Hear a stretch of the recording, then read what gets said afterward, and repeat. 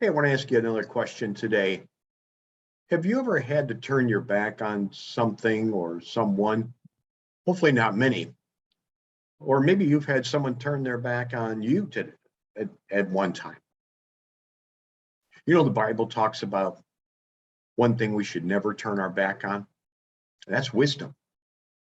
My pause on purpose today is found in the book of Proverbs. And that's almost right in the middle of the Old Testament, the Hebrew Bible, right after the Psalms. Proverbs 4:6 says, "Don't turn your back on wisdom, for she will protect you. Love her, and she will guard you." Isn't that interesting? There's a warning, and then there's two rewards. Did you catch that? Here's the warning. Don't turn your back on wisdom. That's an incredible statement. And there's two reasons why.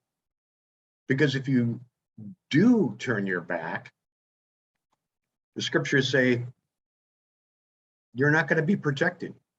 You're going to end up doing and making decisions that, quite frankly, the Bible says is foolish. And it says, unless you love her, you won't be guarded. And that talks about your pathway and whether it's going forward or your rear guard. It just talks about the things that will no longer be protected. In other words, we let our guard down. Now, I know you're good Bible students and you want to obey it and follow it. So this doesn't really apply to you about forsaking it, but it's a good warning when we're talking to someone who's thinking about doing something foolish, going against the ways of wisdom. When we do that, we let our guard down. God no longer promises to protect us from our own foolishness. And he doesn't say that he's going to guard us from rear attacks.